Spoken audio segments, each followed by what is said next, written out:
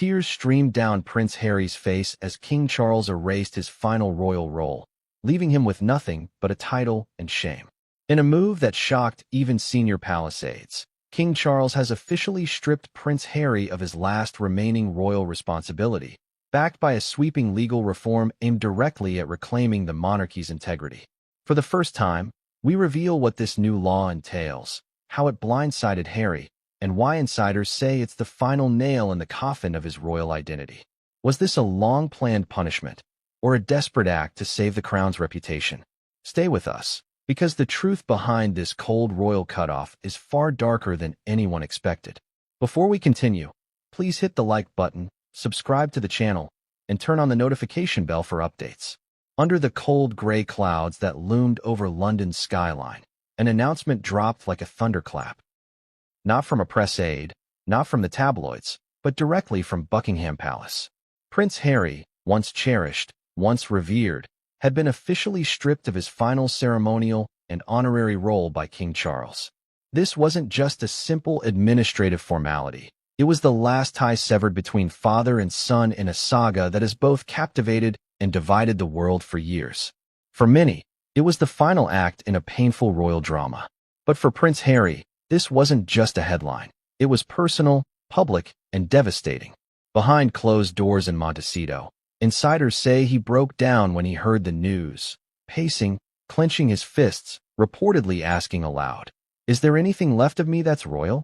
For a man who had once walked behind his mother's coffin in front of the entire world with stoic grief carved into his face, that question marked the bitter end of an identity he had been trying to both protect and escape. The story of Prince Harry's fall from grace is not one that happened overnight. It's a tale of trust broken, tradition challenged, and lines drawn too deeply to be erased. This introduction isn't about royal gossip or tabloid fodder.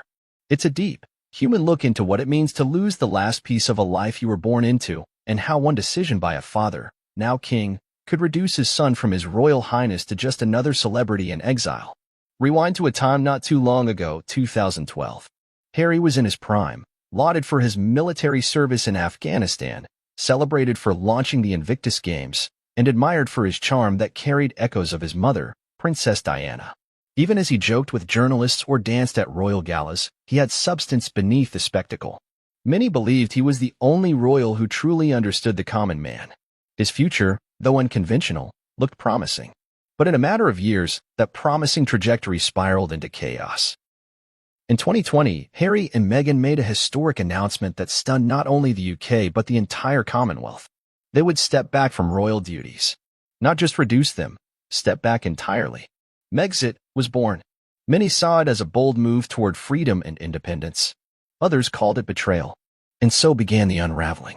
At first, the royal family approached the matter cautiously. Harry was granted the benefit of the doubt. Though the late Queen Elizabeth reportedly didn't agree with the departure, she maintained a grandmotherly warmth that tempered the fallout. Charles, however, took a more pragmatic view. He had waited longer than any royal heir in history to ascend the throne. He had a vision for the monarchy, streamlined, efficient, scandal-free. And Harry, who kept tossing grenades from California via tell-all interviews and documentaries, simply didn't fit in. The rift widened further with the release of the Oprah interview in 2021. Sitting beside Meghan Markle in a manicured Californian garden, Harry laid bare accusations of racism, neglect, and emotional pain inflicted by his own family. To some, he was brave. To others, disloyal. But one thing became clear: trust had been obliterated. In the years that followed, things didn't calm down. They escalated. The couple signed lucrative deals with Netflix and Spotify. They aired more royal secrets. They alleged more betrayals. They named names, sometimes subtly, sometimes directly. Meanwhile, inside the walls of the palace, King Charles was quietly preparing for his reign. He was taking notes. And when the moment came, when the Queen passed in September 2022, he moved not with haste but with calculation. As months passed, Harry's remaining connections to the institution of monarchy began to vanish. First, his military titles were reassigned. Then, his place at royal functions became more symbolic than respectful. But one thing remained.